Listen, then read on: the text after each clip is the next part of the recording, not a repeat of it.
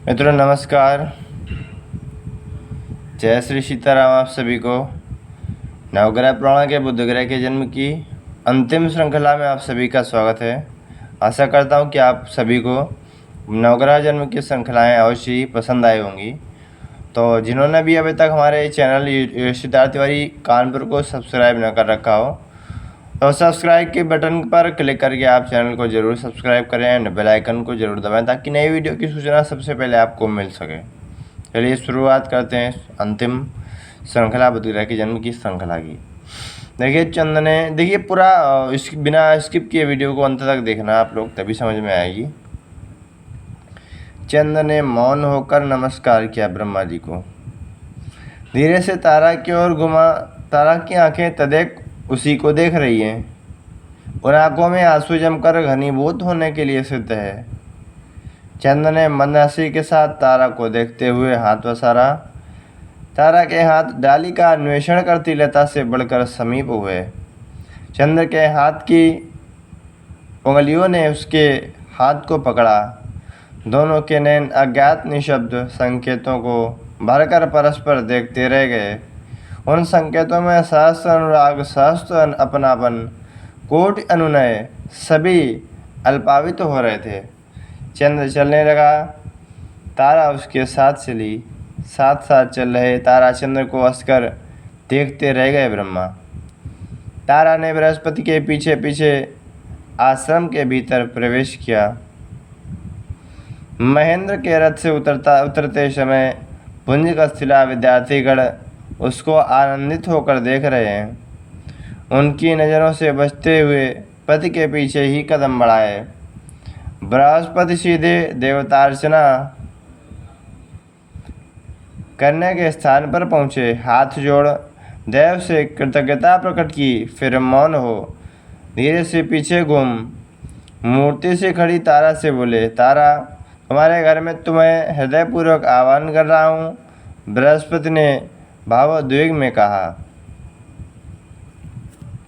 चंद्र द्वारा उनको सौंपने के उपरांत उससे पहली बार बात किए पति को उसने दीन भाव से देखा। तारा के अधर काँप रहे हैं। आँखों में घर के अश्रु दृष्टि को स्पष्ट बना रहे हैं। तारा ने तपाक से झुक बृहस्पति के पाद छूकर नमस्कार करने का प्रयत्न किया, परंतु पूर्ण गर्भ उसके आड़े आया। बृहस्पति ने दोनों हाथों से तारा को पकड़कर उठाया। तारा की आंखें ने उनके मुख को देखा। खोई हुई प्रिय वस्तु को पुनः प्राप्त करने का आनंद उनके अंग अंग में मचल रहा था। अपराध किया है, आपसे द्रोह किया है, मुझे क्षमा करें, तारा ने रुंधे कंठ से कहा। गर्भ के कारण फूले कपोलों पर अश्रुधारा ने उसके दुख की गहराइयों की और भी स्पष्ट लकीरें खींची। बृहस्पति ने कोमलता से उसके कपोल पर आए अश्रु पोंछे, मुस्कुराए, फिर बोले, द्रोह तुमने नहीं किया है, चंद्र ने किया है। हमें मलिन स्वप्न आते हैं। ऐसा जानकर जो बीत गया उसे तुम एक बुरा स्वप्न ही समझो। तारा स्वामी, इस बृहस्पति के वंश अंगिरस के गोत्र की अभिवृद्धि करो। बृहस्पति ने तारा के भरे हुए गर्भ चिन्ह को प्रेम से देखते हुए कहा, गर्भ धारण कर तुम्हारा मुझसे दूर होना मैं सहन नहीं कर सका। तारा ने अश्रु सहित देखा। तिथिवार नक्षत्र शुभप्रद होने के समय में पूर्व भाद्रपद नक्षत्र में तारा ने पुरुष शिशु को प्रसव किया। बृहस्पति के आश्रम में आनंद की लहर दौड़ी। गुरुदेव के वंशोद्धारक के जन्म समाचार से इंद्र बहुत आतुरित हुए। नारद मुनि के कारण उस मुख से गूंजी तारा को शिशु जनन की वार्ता चंद्र के संज्ञान में भी आ गई। नामकरण महोत्सव में इंद्रादि सहित ब्रह्मा नारद पधारे। अंगिरस सदा पौत्र को देख आशीष देने पहुँचे। पुत्र बृहस्पति, बालक का नाम निर्णय क्या किया है? अंगिरस महर्षि ने अपने कुमार से प्रश्न किया। उनके प्रश्न का समाधान दिए जैसा द्वार के सामने से चंद्र का कंठ उच्च स्वर में सुनाई दिया। मेरे पुत्र का नाम निर्णय करने का अधिकार बृहस्पति जी को कहाँ है? वाह, बालक मेरा बालक है। बालक को गोद में सुलाए बैठी तारा के पहलू में बैठकर जात कर्म निर्वहन कर रहे बृहस्पति ने घबरा कर देखा।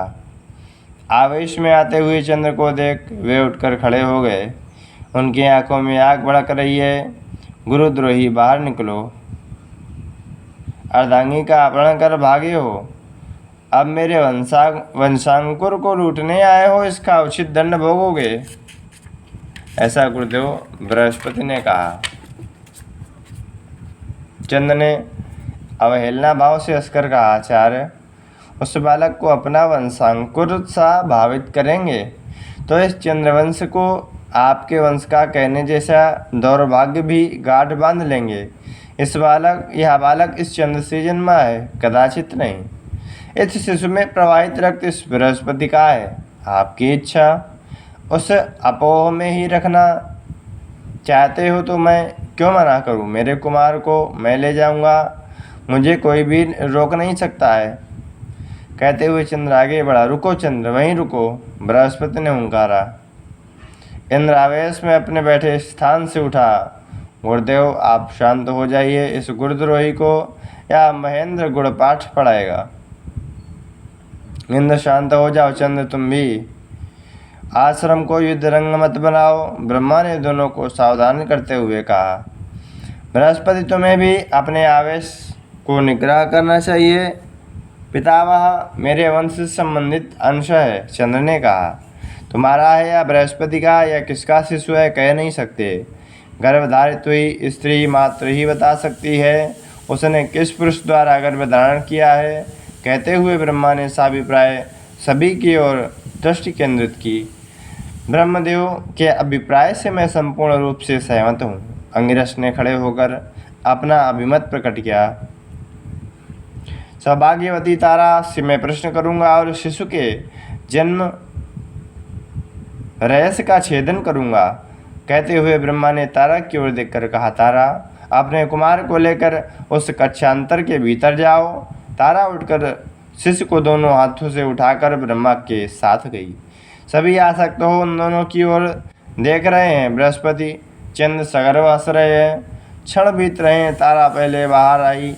उसके हाथ में बालक नहीं है। अपने हाथों में ब्रह्मा ने बालक को लेकर नामकरण वेदिका के पास आकर खड़े होकर सभी को मौन भाव से ही देख अपनी ओर केंद्रित कर गंभीरता से कहा कि प्रत्येक शिशु का पिता कौन है या संदेह रहित निरूपित होना चाहिए।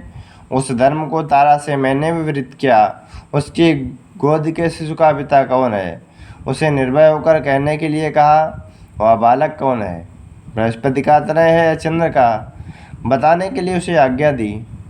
इस समय मातृमूर्ति के रूप में तारा ने उसके द्वारा प्रसवित शिशु के पिता कौन है उसके वह प्रमाण पूर्वक कहा है। उत्कंठा से देख रहे सभी को देखते हुए ब्रह्मा ने क्षणकाल रुककर कहा, इस बालक का पिता चंद्र है। ब्रह्मा का कंठ वहाँ प्रतिध्वनित हुआ।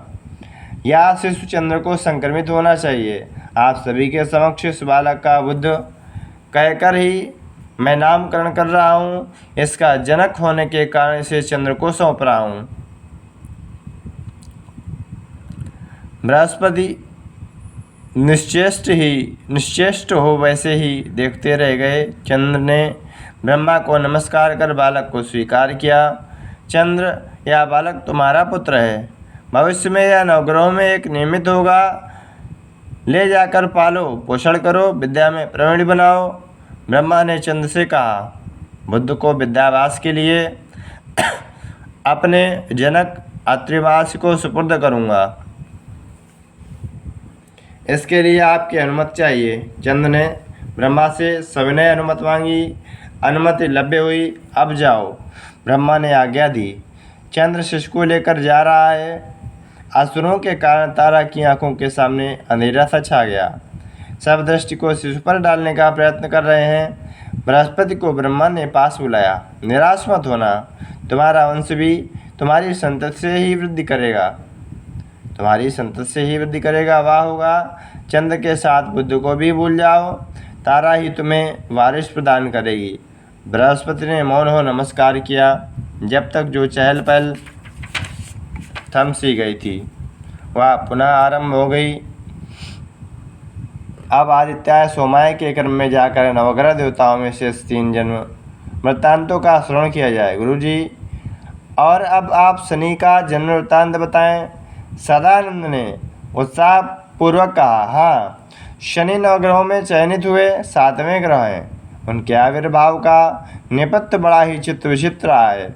अचम्भों से भरे संगठनों का समाहार है वह। शनि सूर्य के पुत्र हैं, इसलिए एक बार सूर्य के इतिहास को पीछे ले चला जाए। सूर्य का विश्वकर्मा की पुत्री संज्ञा से विवाह हुई कथा में एकांत मंदिर में सूर्य ने दाम्पत्य जीवन प्रारंभ किए गए विषय से अवगत हुए। उसकी पत्नी संज्ञा के द्वारा 2 कुमार 1 पुत्र की इच्छा प्रसादित करने के विषय को हम कथा में कह चुके हैं। संज्ञा को सूर्य ने 3 संतानें देकर अनुग्रहित किया। ओहो, इसका अर्थ उन तीनों में अपने शनि एक हैं। शिवानंद उत्साहित होकर बीच में ही बोल पड़ा। निर्विकल्पानंद धीरे से हंस दिए। नहीं शिवानंद, उन तीनों संतानों में कोई भी शनि नहीं है। उनमें ज्येष्ठ पुत्र वैवस्वत, द्वितीय पुत्र यम और पुत्री यमी नामक संतानें हुईं। वह वैवस्वत ही आगे चलकर वैवस्वत मनु कहलाए। सूर्य के 12 नाम देवों में वैवस्वत नाम भी एक है। वैवस्वत के पुत्र होने के कारण सूर्य का ज्येष्ठ पुत्र वैवस्वत हुआ। इक्ष्वाकु, नग, सरयाति इत्यादि सूर्यवंश के पुरुष सभी वैवस्वत की ही संतति ही थे। सूर्यवंश का पालना उन्हीं से प्रारंभ हुआ। अब दूसरे पुत्र यम, वे ही हमारे यम धर्मराज हैं और पुत्र यमी ही यमुना नदी में परिवर्तित हुई हैं। गुरुजी, तो क्या शनि ने उनके भाई के रूप में तदनंतर जन्म लिया था? विमलानंद ने प्रश्न किया। सुनाऊंगा, सुनो। माता पिता के संरक्षण में वैवस्वत, यम और यमी का पालन हो रहा है। अपनी इस प्रस्तुत कथा में वे सभी बाल्यावस्था में ही हैं। एक रात्रि की बात है, कहने लगे निर्विकल्पानंद। तो बुध ग्रह की जन्म की श्रृंखला आज समाप्त हुई। बस यहीं तक। अगली श्रृंखला है शनि ग्रह के जन्म की, आप सभी के समक्ष लेकर आएंगे। तो बने रहिए, आप लोग जुड़े रहिए इस सेशन से आप लोग जुड़े रहिए। यूट्यूब चैनल के सेशन से सिद्धार्थ तिवारी कानपुर को आप सभी लोग फॉलो कर लें, ताकि शनि राहु केतु के जन्मों का भी आप व्याख्यान सुन सकें, श्रृंखलाएँ सुन सकें। आपने अगर अभी तक चैनल को सब्सक्राइब ना किया हो तो सब्सक्राइब के बटन पर क्लिक कर चैनल को सब्सक्राइब कर लें और बेल आइकन को जरूर दबाएं, ताकि नई वीडियो की सूचना सबसे पहले आपको मिल सके। नमस्कार, जय श्री सीताराम।